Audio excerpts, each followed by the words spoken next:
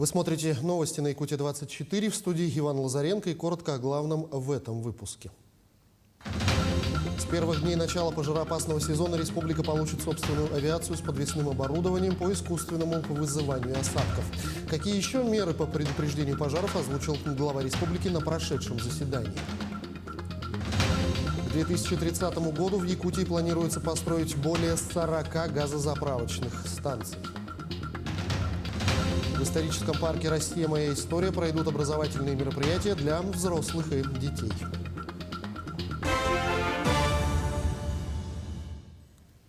Власти Якутии обсудили алгоритм действий по обеспечению безопасности в пожароопасный сезон 2022 года. Совещание в режиме ВКС провел глава Якутии Айсен Николаев.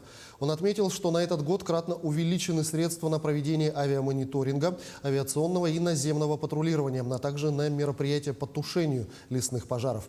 Глава региона обозначил задачи по принятию опережающих превентивных мер, в том числе по привлечению и переоснащению воздушных судов.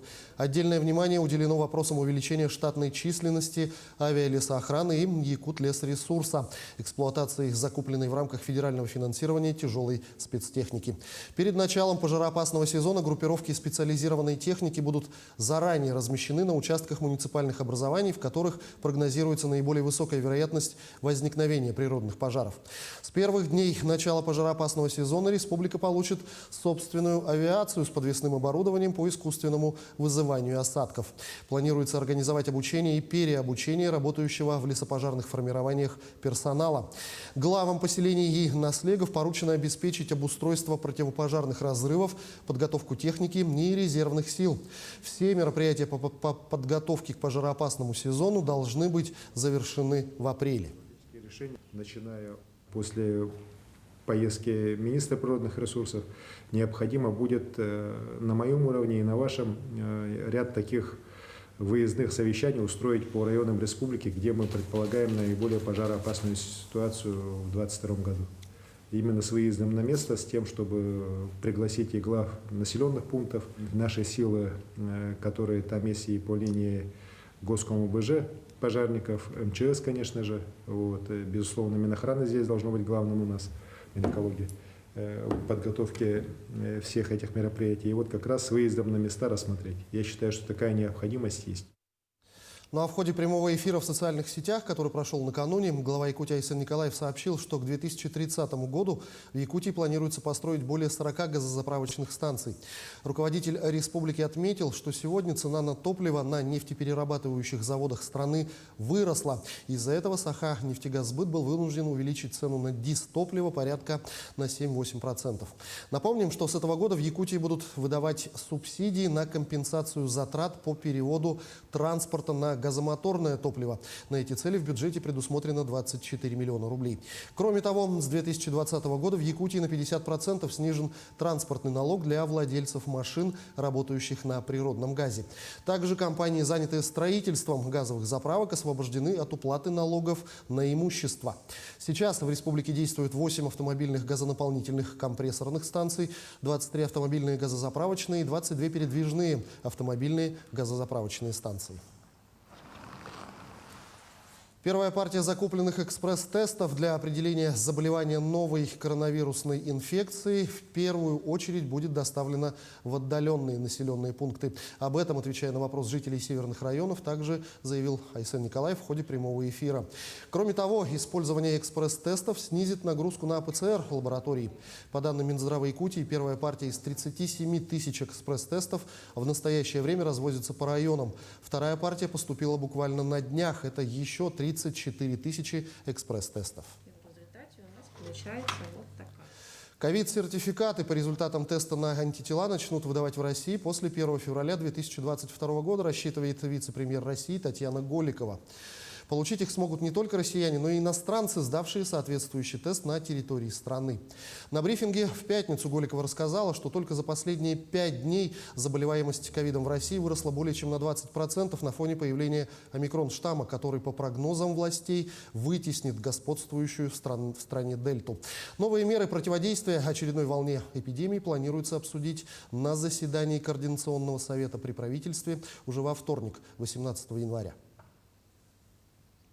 Прошедшие вакцинацию от коронавируса и переболевшие COVID-19 в случае инфицирования омикрон-штаммом переносят болезнь как острое респираторное заболевание или легкий грипп, сообщили в ходе брифинга по ситуации с COVID-19 в России. Если раньше мы говорили, что риск повторного заболевания составлял менее 1%, в пределах 0,74%, то сейчас уже появились публикации у пациентов, которые ранее перенесли новую коронавирусную инфекцию.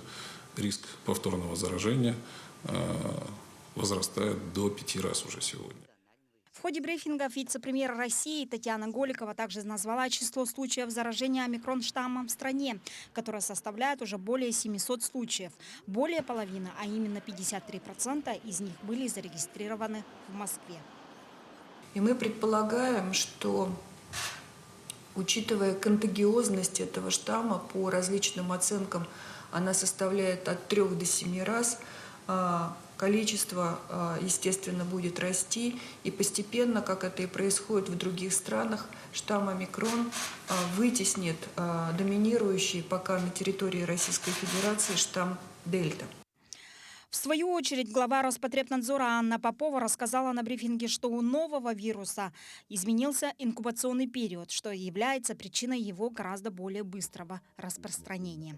Из этого следует, что он гораздо быстрее и передается, и человек становится опасным, заразным, человек, который встретился с этим вирусом, уже в первые сутки, до того, как он сам понимает, что недомогает, что он заболел, что он чувствует себя плохо.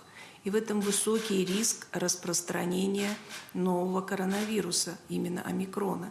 Если раньше мы говорили о том, что средний инкубационный период – это 6-8 дней, то сегодня инкубационный период составляет от 2 до 5 дней.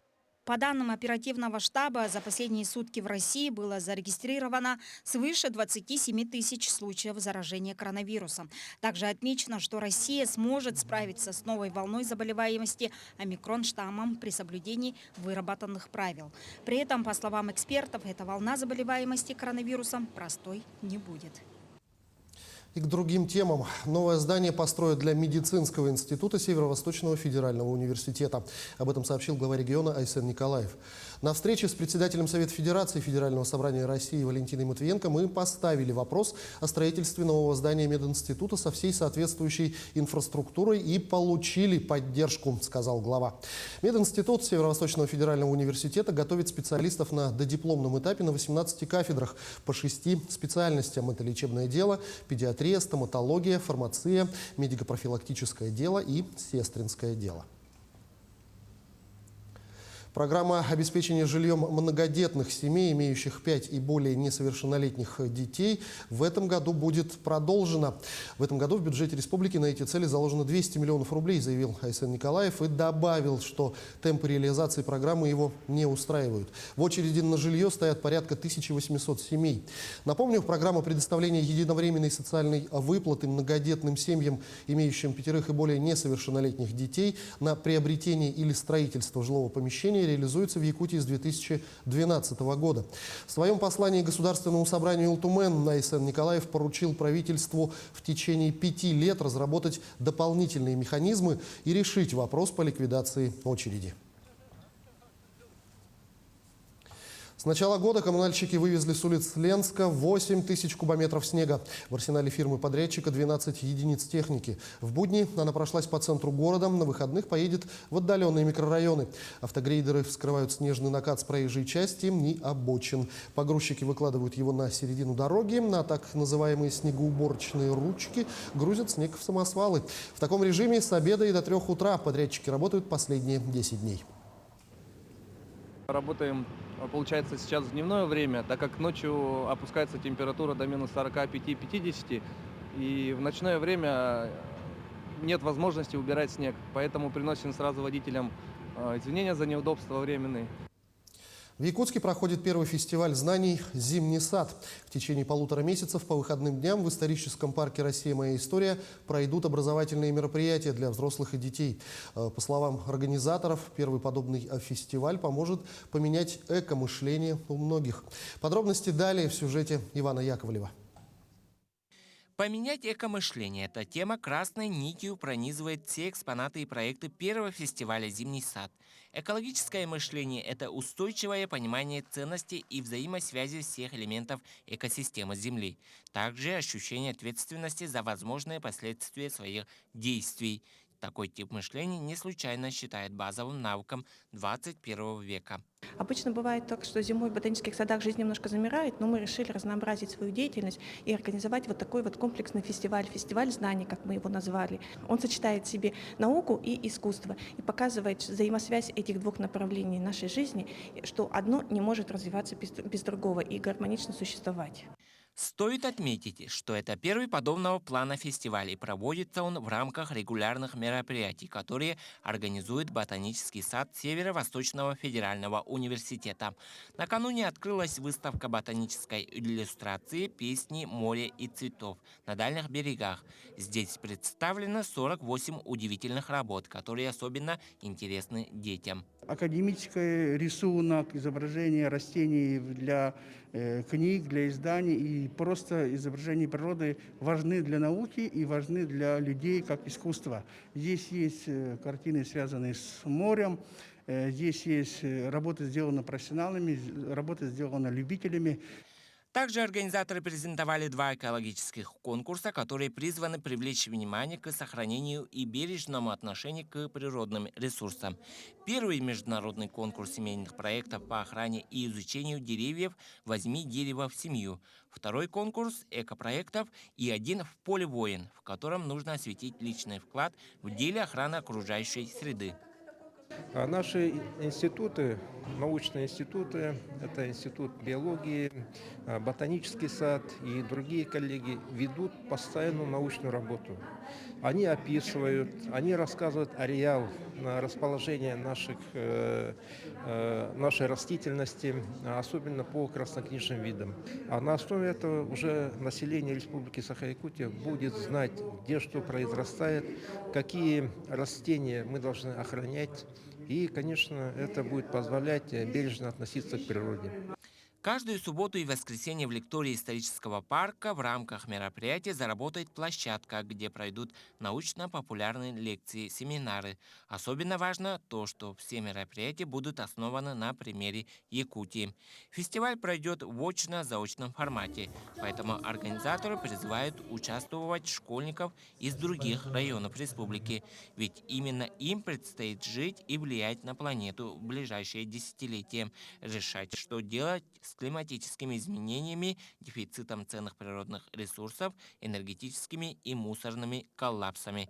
Иван Яковлев, Павел Никифоров, Артем Алексеев, Якутск. К этому часу пока все. Оставайтесь на нашем канале.